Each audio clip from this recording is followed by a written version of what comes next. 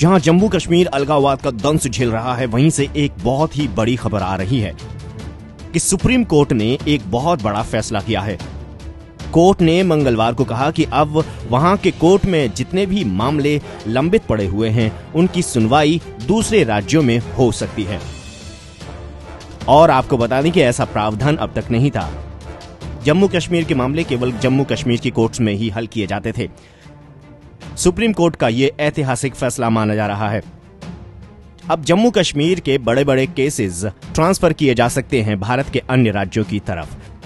आपको बता दें कि 5 जजों की संविधान पीठ का अहम फैसला आया है। इसका आधार ये माना जा रहा है कि संविधान के आर्टिकल 14 के अनुसार सबको न्याय पाने का अधिकार है, और अगर ऐसी स्थिति में कोई कश्मीर में जाकर अपना न्याय नहीं पा सकता, अगर उसको यात्रा करने में व्यय करना पड़ता है और वो असमर्थ है, तो उसको न्याय पाने का अधिकार है। और ऐसी स्थिति में अधिकार से वंचित होने की दिशा में ये कदम उठाया गया है। ऐसे में सुप्रीम कोर्ट के आर्टिकल 136 के तहत अधिकार है कि वो सभी को न्याय दिलाए, और इसी को आगे बढ़ाते हुए CRPC 25 कहती है कि देश के किसी भी राज्य से कोई केस दूसरे राज्यों में ट्रांसफर हो सकता है, और यही प्रावधान अब कश्मीर में भी लागू कर दिया गया है।